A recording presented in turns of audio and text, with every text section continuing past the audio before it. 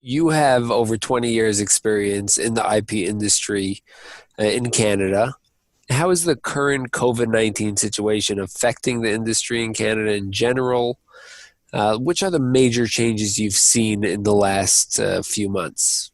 On the side of client work, um, naturally, our big clients are still obviously working. They're still developing IP, and I think at this time, when we're faced with a situation like COVID-19, just like any type of economic downturn, people turn to their IP and rely heavily on that to make sure that they can function and float through the situation. So there's always a need for us. So I haven't seen it too bad so far with that. On the downside of that is small businesses. Obviously, there's been tons of small businesses that have been hit by this cash flow. If they're producing products and their manufacturing sites were shut down because they were considered non-essential, then cash flow is at a standstill. It's like stopped.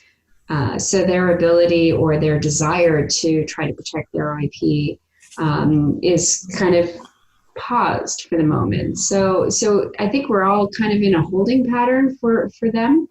But I think it's really important that they still maintain their IP during these difficult situations because there's so much counterfeiting and so much adoption and unlawful adoption and use of IP at this crucial state in time.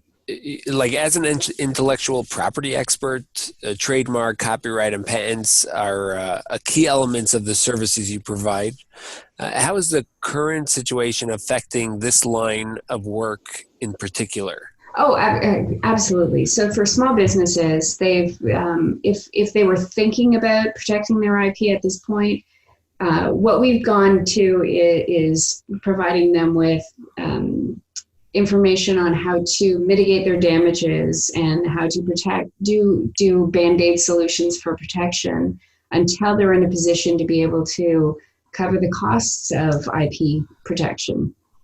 A lot of them have just said we just simply cannot, we don't know whether we're going to be in existence in the next 18 months, the time to go from, for trademarks in particular, to go from application through to registration. They don't know if they're going to be in existence. So we've been counseling our clients, well, here's a number of things that you can do that are cost effective or don't cost anything. They're band-aid solutions. So if you're making money, we recommend that you protect, but if you're not making money, you don't have to expend the money. And have you seen any changes instructed by the Canadian Intellectual Property Office in terms of requirements, deadlines, legislation that affect your operations? Oh, absolutely. I can't remember the date. Don't quote me on the actual date that it came out, but Canada was one of the first offices that said that well, obviously it was around the 16th of March that said that any deadlines falling as of the 16th of March and beyond were automatically extended, both on the patent side and the trademark side. Right now, we're sitting at a May 1st deadline. That could change. It all depends on whether whether offices or the stay-at-home rules and regulations stay in place beyond May 1st. So, yeah. Right. Now, that's not to say that people can't file responses or shouldn't file their priority applications or whatnot. There's no change in the fees or anything. It's just that if it's required and you can't pay for certain fees or pay your agents to do these things, it gives them leeway to extend up to that point. And you have also have years of experience in global trademark portfolio management. How is the COVID-19 situation affecting international collaboration, We're certainly seeing a downturn. We have not received very much incoming work into Canada, even though Canada became a member of the Madrid Protocol in June of 2019. So normally I get lots of notices saying, can you appoint yourself as agent of record, because we've got this IR application. And uh, certainly seen a downturn or a reduction in the number of cases that are coming in from the US. I think that is the biggest one right now. That there is a significant reduction in the number of filings coming in from the US, which typically has been our biggest contributor to filings. Wow. Yeah. And do you see the current situation having budgetary impact on IP stakeholders? Like, would you say this impact is more noticeable in some jurisdictions? Well, specifically in the US, but also in China.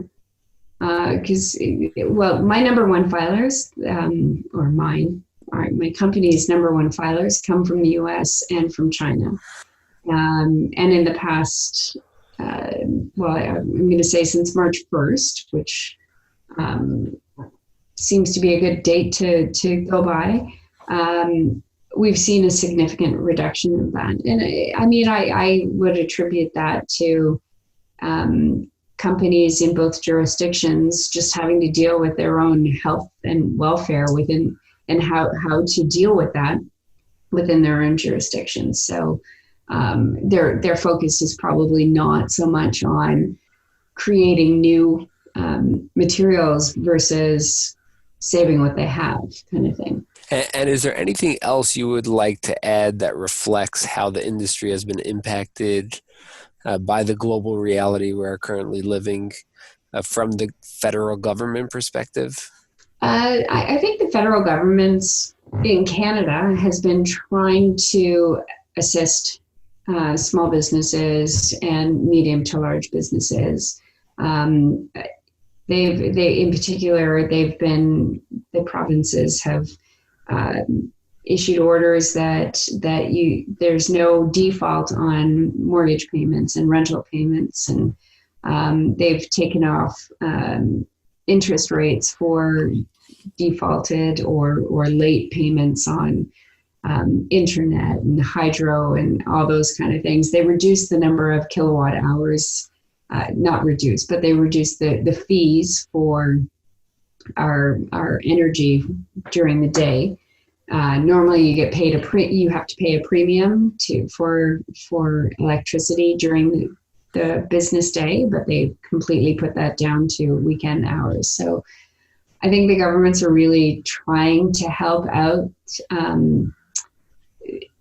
the small businesses. But I think the biggest case is we've got to get all the testing done and to be able to allow people to get back to a working environment that they're used to, and or let's supplement these companies to allow them the flexibility to be able to do online stores or distribution rights or whatever that were previously just monopolized by Amazon or the government.